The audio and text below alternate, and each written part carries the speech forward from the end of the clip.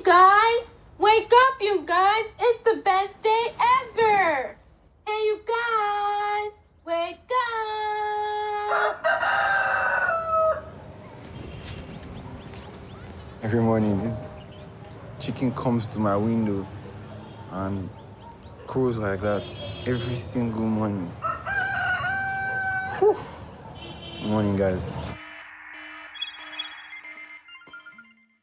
Now, it is, of course, impossible in a brief clip to give a flavour and any sense of direction of the movie. But anyway, I'll get Kevin McDonald to explain precisely what's going on there. Hello, Kevin. How are you? Yeah, we're both okay. Just explain what's going on in that clip before we set up the whole idea of Life in a Day. Who was that, and what was it? Well, Life in a Day is structured around a sort of 24-hour pattern. You know, it starts in the middle of the night, ends in the middle of the night, and the opening of the film is a montage of women around the world giving birth, and it's full of a sense of jeopardy. And then dawn comes, and people start waking up. And what you've just heard is a young woman in Florida who is waking up her sisters and who is singing the amazing track from SpongeBob SquarePants, and then we hear a man in Lagos, Nigeria, who's waking up and complaining about the rooster outside his house that always wakes him up every morning, and then we go into a sort of montage of everybody getting up and stretching and the day beginning. So I have to say, I mean, it's impossible in the course of this coverage to give it to do this film justice. But first of all, I would say I thought it was absolutely amazing. I loved it. It should be like essential viewing. You know, watch this film and become a better person is how I was feeling. So we get birth, we get marriage, we get people actually breaking up in a relationship, actually filmed, bereavement, funerals. We have people being buried. We have COVID. You mentioned Black Lives Matter. Before we talk about this specifically, this is of course a follow-on. Explain how you got involved with this, Kevin.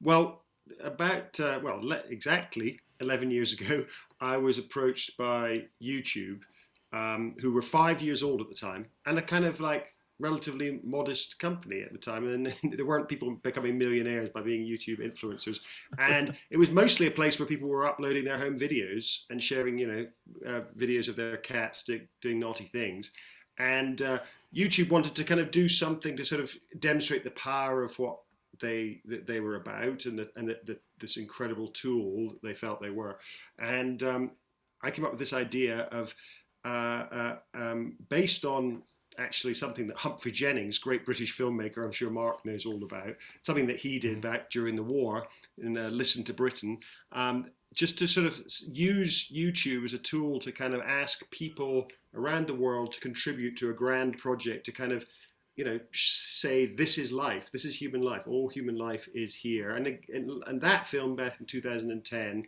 used the same structure, sort of midnight to midnight.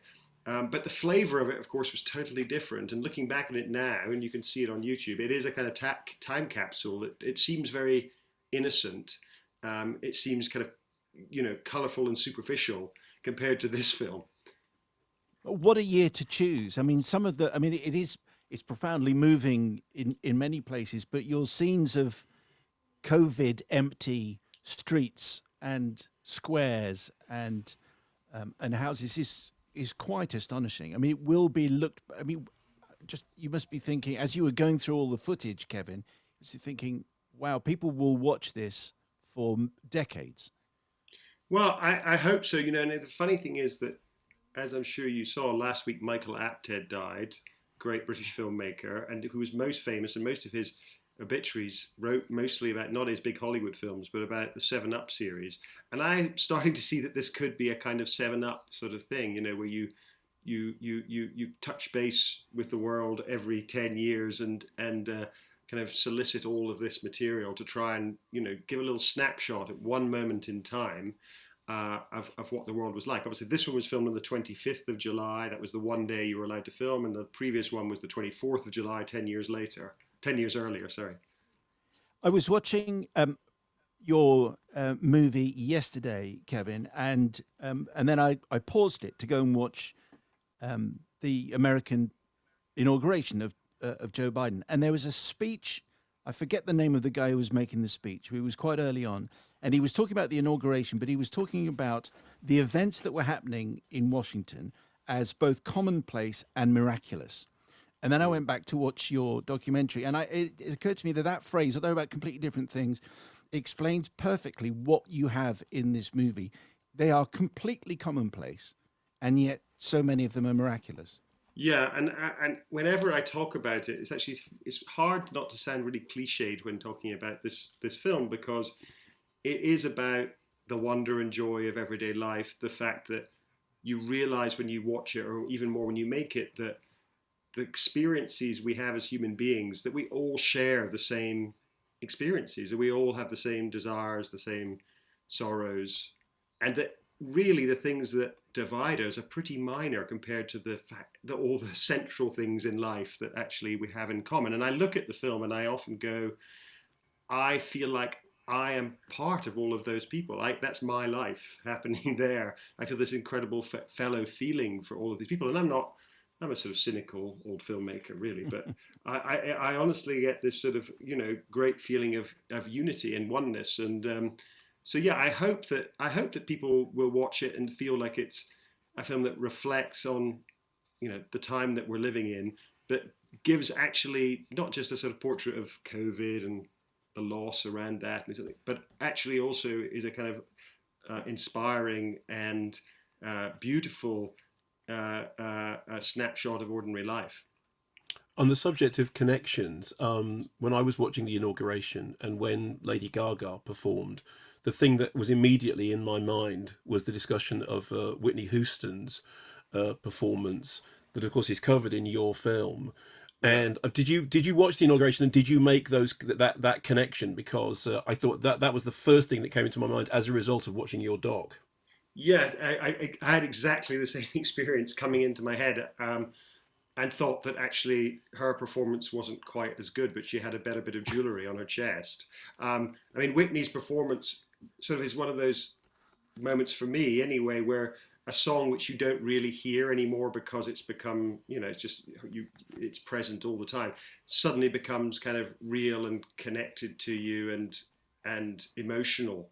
And I guess the symbolism of it was very emotional yesterday, but the performance didn't quite have the aliveness that Whitney had at that moment. I think it was 1991 when she sang it at the Super Bowl. There are so many things I want to ask you about Life in a Day, but also I want to talk about Mauritanian as well, which is your new movie. The technology which we have. So many, clearly watching this movie, so many people around the world have this astonishing digital technology to come up with shots that could have been made by professional filmmakers. I wonder if there's any part of you that thought, blimey, look at these shots. Or actually in many ways couldn't have been made by professional filmmakers until really, really recently. Yeah. I think you're right. I mean, there are things you can do with a little phone, shots that you can get while riding a bicycle, for instance, with a parrot on one hand and a phone in the other while riding a bicycle, which is one of the shots in the film. I think that would take all the ingenuity of Stanley Kubrick to figure out the rig of how you would achieve that. It would cost, hundreds of thousands of pounds probably. And I think there are all sorts of things where you realize that there's a kind of beauty and a special aesthetic to the amateur. I guess it's the aesthetic of home movies. We're used to seeing all the time Super 8, and then that's now become the aesthetic of the camera phone. And there's sort of things that you can't do any other way. I remember in the first film 10 years ago, there was a moment I always marveled about where you see a fly stuck on a window, and then a man's hand comes in, he takes the fly, you could still see the fly in perfect focus, and he walks out with the fly and lets it go, and you see the fly flying off. And I thought that you couldn't do that on 16mm. You could do that on a big camera. That is a sort of a beautiful shot that can only be done with your phone. And do you think, I know probably last one, and then we'll talk about the Mauritania, but do you think we have become more used, and I'm talking here about the human race here, so I'm asking you to speak on behalf of the human race. I'm used to that. In general, that we're just more used to sharing everything. We're more used to filming everything, because there's a number of points, particularly the relationship breakup, which I mentioned earlier. Thinking, why are you filming this? Obviously, they know they're contributing to your documentary, but we just seem to be, or maybe some people, they just want to film all the time, and maybe we're more used to that, which aids your film. Yeah, I think so. To me, the sort of key moment to understand that is there's an incredible clip from a man in Siberia, from a tiny village, which I looked up on Google, which is an 800 people tiny village in the middle of absolutely nowhere in northern Siberia. And we see him at the beginning of his day go down into his basement where he's got a lot of frozen, severed cows' heads alongside blocks of beautiful glistening ice from the nearby lake, which he's going to melt for his water for that day. And so here's someone leading this life that is so exotic to us. And then he goes for a swim and he takes his camera with him and he says, "What I fear most in life is being forgotten. I want to be part of history." And of course, you realize, that's why you're doing this. And I think that's why so many other people are filming even things that can be quite embarrassing, being rejected by, so there's a man also proposing to a woman and being rejected. There's deaths, there's all sorts of things in there. And I think people do it just to say, in some way, I was here. So Life in a Day 2020, where can people see this, Kevin? Well, it's premiering at what was once called the Sundance Film Festival, but is now an online streaming event. It's premiering there, unfortunately. Well, fortunately, it's premiering at Sundance, but unfortunately, it's only streaming on the 1st of February. And then it will go onto YouTube for anyone to see for free from the 7th or 8th of February. I can't remember which. Well, I mean, I thought it was absolutely fantastic and very cinematic, actually. So I don't suppose many people will see it on a big screen. No, it's a real shame because we spent a lot of time, making a beautiful score and sound mixing and all sorts of things. And unfortunately, I'm probably the only person to ever see it on the big screen. So the Mauritanian... sorry, Mark, go on. I was going to say, so in that case, what about the fate of the Mauritanian? Because obviously that's released a little bit in the future, and that's obviously it's a feature film. Are we assuming that will be in cinemas? Well, it was obviously made to be in cinemas. It's a film with lots of big stars and big ambitions, and it was designed and purchased by distributors to be in the cinema. But given how things are at the moment, I think in America it will show at a few cinemas where cinemas can be open, and then it'll be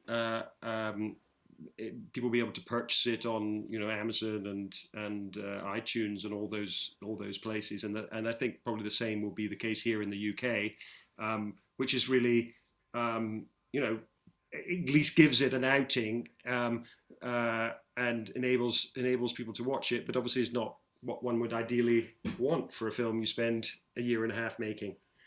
So it's based on Guantanamo Diary. It's an extraordinary central performance by Tahar Rahim. Just tell us briefly what the setup of the story is.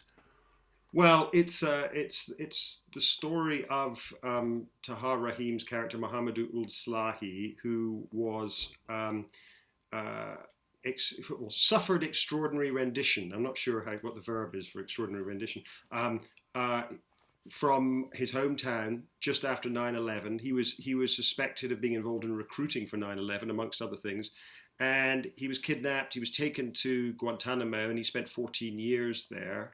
And while he was there, he was mistreated, probably a bit worse than any other prisoners there.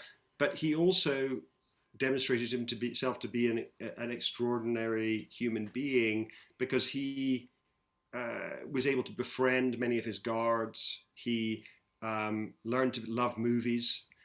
He'd always loved movies, but he was able to get a DVD player from one of the guards, and he watched so many American movies from the 2000s and up until 2016 when he was released, including The Big Lebowski, his favorite film of all time. He's watched it 86 times, knows every word. So he's a man that all us cinephiles can love as well. So the story is told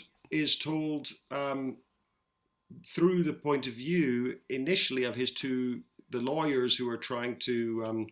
One of them is trying to get him out of there, and that's Nancy Hollander is the real lawyer's name. She was his defense lawyer, and she's played by Jodie Foster. in an amazing, comeback performance for her, I think. And the prosecution lawyer, who's a member of the American military, he's a military lawyer, who in real life lost one of his best friends in 9/11. He was the co-pilot of one of the planes that hit the Twin Towers, so he was given the job of prosecuting this case. And so it starts off, I suppose, as a legal thriller, and then it becomes something else, and hopefully something more complex and emotionally rewarding. And how did you get Jodie Foster? You said it's a comeback for Jodie. I mean, Jodie Foster has been off our screens for a while. She has done features, but how did you persuade her to do it? She loved this character, and I think she could sense that this was something that she could do really, really well, because the character, I think, has in common with a lot of Jodie's other great performances that she's quite tough and a little brittle on the outside, doesn't let you in easily, but beneath that you sense this broken individual. You sense somebody very vulnerable, and I think Jodie saw that I can do that. I know that character, but also she's fascinatingly, in her background, her mother converted to Islam in the 70s. She told me, in LA, and so she went to the mosque with her mother a little bit and became fascinated by Islam. And then, like the rest of us, I put her on a Skype call with Mohamedou, who's still in Mauritania, and she fell in love with him because he's a one-of-a-kind, incredible character who has been able to forgive those who've abused him, and who I think is a model for us all. So there are two Kevin MacDonald films to look out for. The Mauritanian, which he's just been describing and explaining, which will be purchasable, and Life in a Day, which will be on YouTube and will be there for free. But make it an event, put it on a screen, draw the curtains, turn down the lights, because it's a cinematic moment. I think it's fantastic. Kevin, always lovely to speak to you. Thank you very much for your time. Thank you guys very much. Nice to talk to you.